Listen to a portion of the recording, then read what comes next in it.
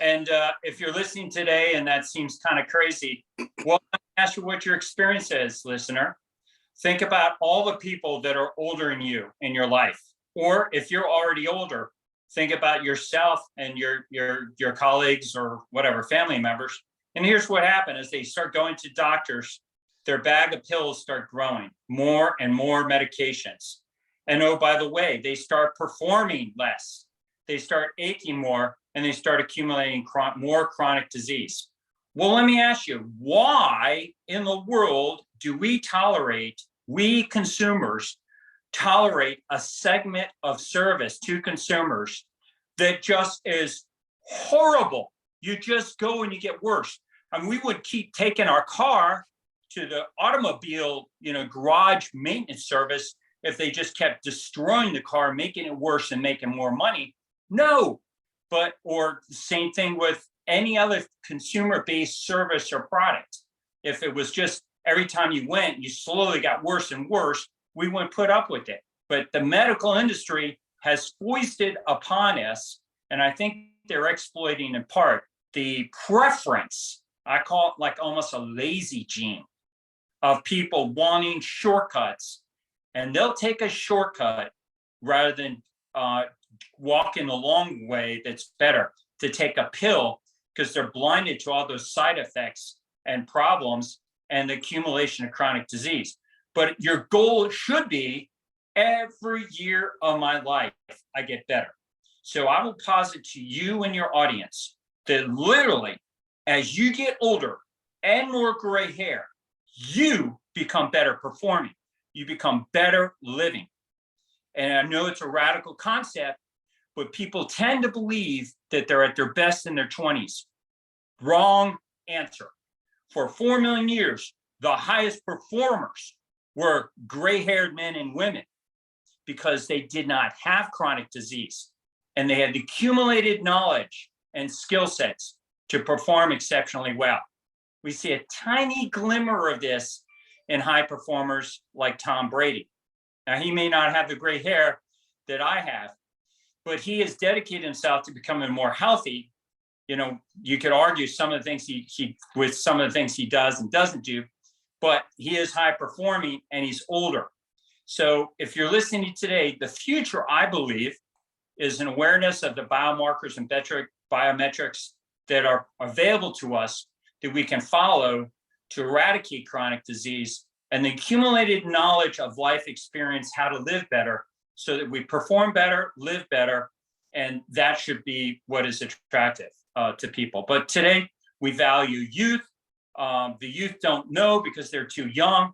And if you're a 40, 50-year-old soccer mom that's overweight, you're going to some 20-something personal trainer or health coach, you're not going to get better because their ideas about being better are based on a 20-year-old's experience.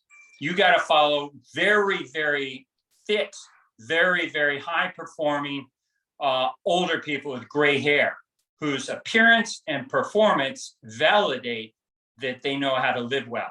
So I define health based on 2 metrics. Health equals mathematically an expression of how you appear and how you perform. And that is the base of the level of health that you have.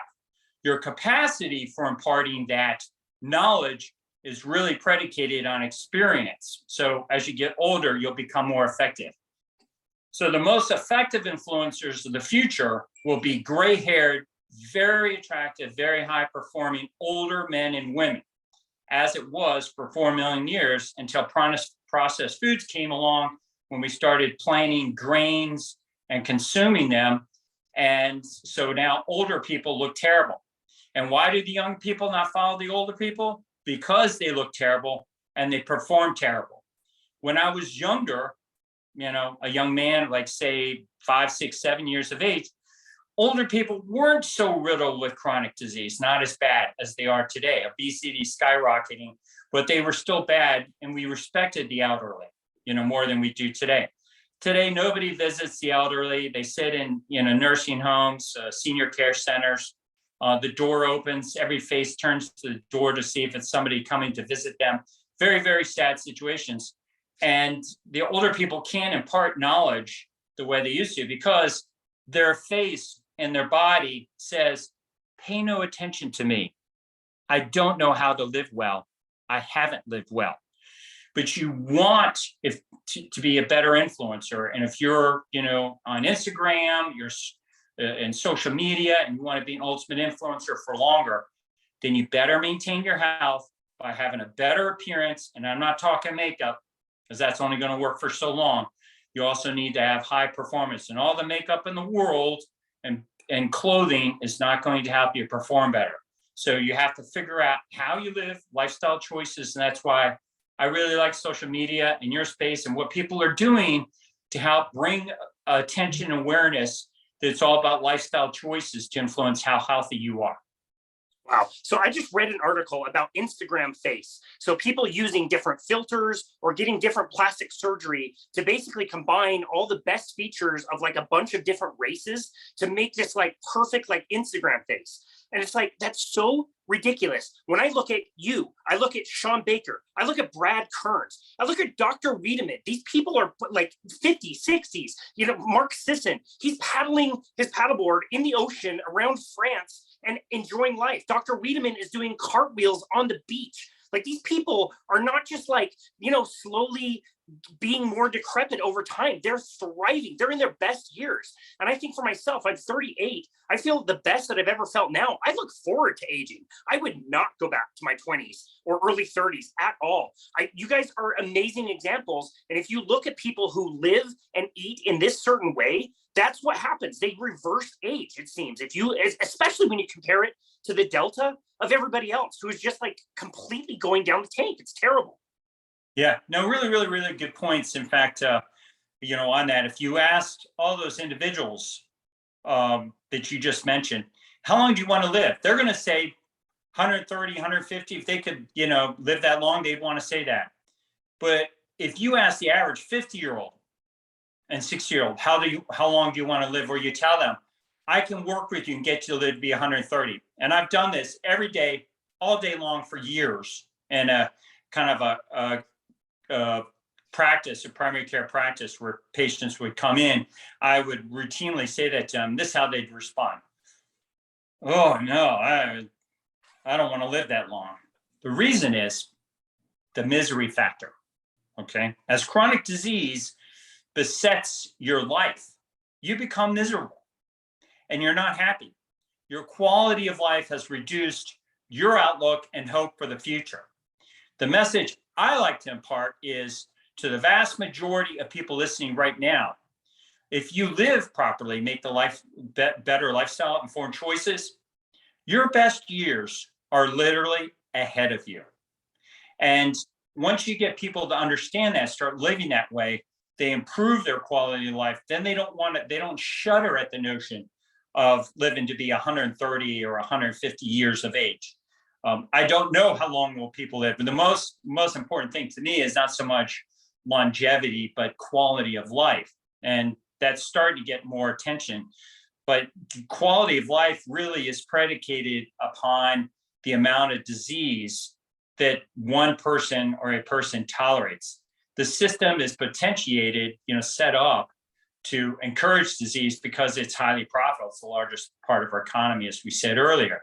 So there's need for a rebellion. One of the things that I think has to happen, honestly, Casey, is with regard to those people you set out, is we have role models. I've watched, I've done lots of interesting things throughout my life.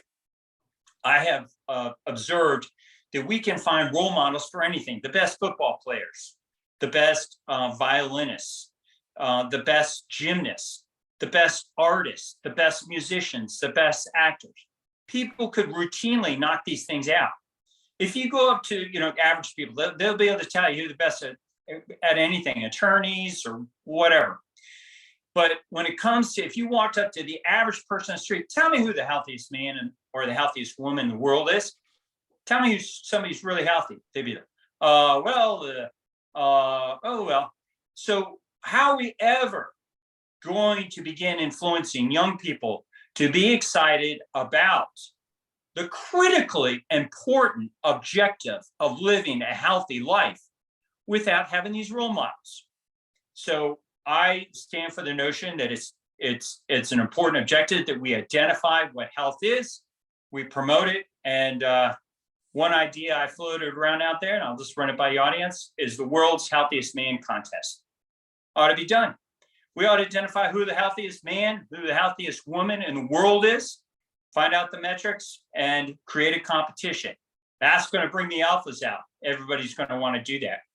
And you can also do thing for everything. Who's the healthiest attorney? Who's the healthiest, violinist? Who's the healthiest football player? Create all sorts of, competition and buzz. But the important objective there is we need to promote awareness of health and create a deep attraction and a longing within the younger population and within contemporaries. So people, my age, 59, look at other, like the healthiest men and women and say, I want to be like that person.